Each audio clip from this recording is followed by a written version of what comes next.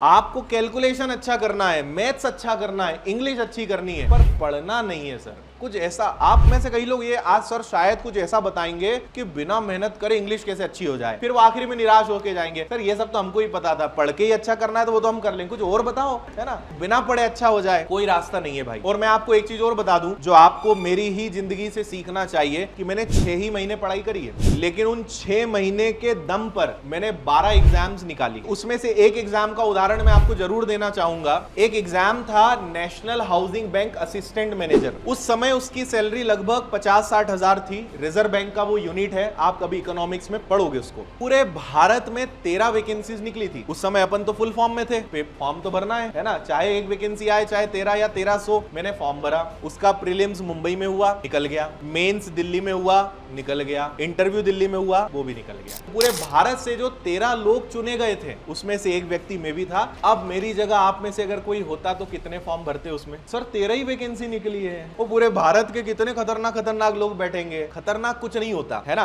एक शब्द से मुझे बहुत नफरत है, वो है कट ऑफ, जिसपे मैंने यूट्यूब पे भी कई बार अपनी नाराजगी व्यक्त करी है। मैं आपको सही बताऊं, मैं इंदौर में आके और जब थोड़ा सा यहाँ पे समय बीता ना, तब मुझे लगा कि कट ऑफ शब्द का इंपॉर्टेंस लोगों के मन में है। मुझे पहले कट ऑफ से मतलब ही नहीं होता था। कट ऑफ क्या होता है ये पता था, पर मैंने कभी कट ऑफ देख के पढ़ाई नहीं करी कि इस एग्जाम का कट ऑफ ये गया है तो इतने नंबर मुझे लाना है। यहाँ पे आके स्टूडेंट ने मजबूर करा कि आप कट ऑफ की बात करो। मैं कट ऑफ पे काम क्यों नहीं करता था? मेरा एक सीधा सा फंडा था, कोई भी एग्जाम हो 90% नंबर लाना है, बस छोटा सा टारगेट था। 85 मतलब 85 90 85 नंबर या 90 नंबर ले आओ। 200 नंबर की परीक्षा है, 170 180 नंबर ले आओ और मस्त चैन की नींद सो, कोई दिक्कत नहीं, आपका सिलेक्शन होगा ही होगा। अब लोग पढ़ाई कैसे करते हैं? बड़ी नाप तोल के पढ़ाई करते हैं। अच्छा इसका कट ऑफ 65 गया था तो चलो 70 ले आएंगे तो हो जाएगा। मेरा मतलब यह है कि 70 के लिए भी उतनी मेहनत करनी जितनी 90 के लिए करनी है, कोई फर्क नहीं है। आप जो दिमाग में रखोगे वो हो जाएगा। तो मैं आपको सीक्रेट बता रहा हूं कि मैंने जो इतने एग्जाम्स निकाले हैं उसके पीछे मात्र एक ही सीक्रेट था।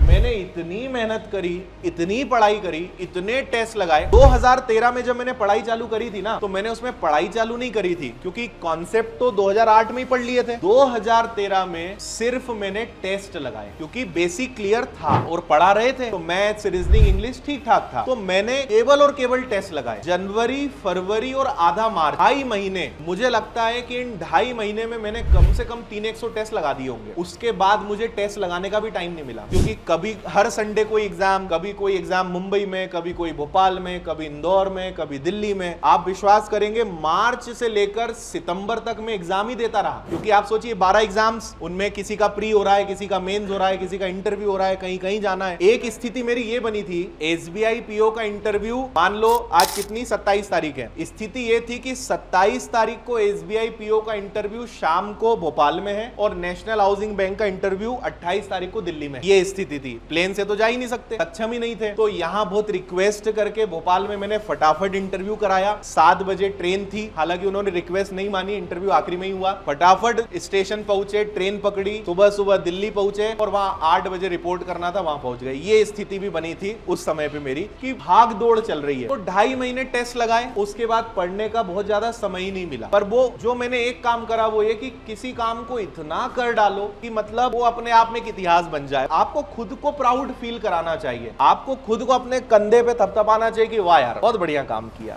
है ना। खुद को सेटिस्फेक्शन मिलना चाहिए।